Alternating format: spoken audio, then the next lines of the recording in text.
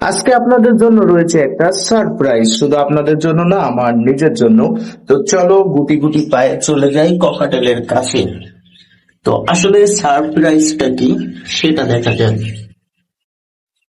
এই যে একজন মহারথী ডিমে তাওয়া দিচ্ছে, এটা ওটার সাথে সাথে আপনারা সারপ্রাইজ দেখতে পারবেন। দেখুন ভাই, নতুন বাচ্চাও ফুটছে। চারটা ডিম থেকে দুইটা বাচ্চা ফুটছে এবং দুইটা ডিম এখনো আছে, অল্প একটু দেখা যাচ্ছে।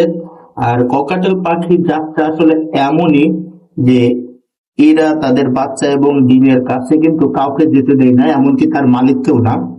এই জন্য আসলে ভালোভাবে দেখাতে পাচ্ছে না, গাছে একটা বাচ্চার মাথা আপনারা দেখতে পাচ্ছেন। আর আমাদের অস্ট্রেলিয়ান ঘুঘু ডিস্টার্ব করতেছে, এখন কথার ভিতরে শুধু ডাকতেছে। কি সমস্যা তোমার বলো? একটু না দরজা খোলা পাইছে, আর দুইটা অস্ট্রেলিয়ান ঘুঘু বাইরে চলে আসছে, এখন এদেরকে আবার খাঁচায় ঢুকাতে হবে। যাও ঢুকে পড়ো, ঢুকো।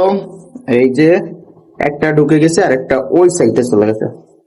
এখন ওটাকে ধরতে হবে, তারপরে এনে এর ভিতরে দিতে হবে। তো খুবই বাজে অভ্যাস এদের, একটু সুযোগ পাইলেই বেড়ে আসে। আসো বাবা।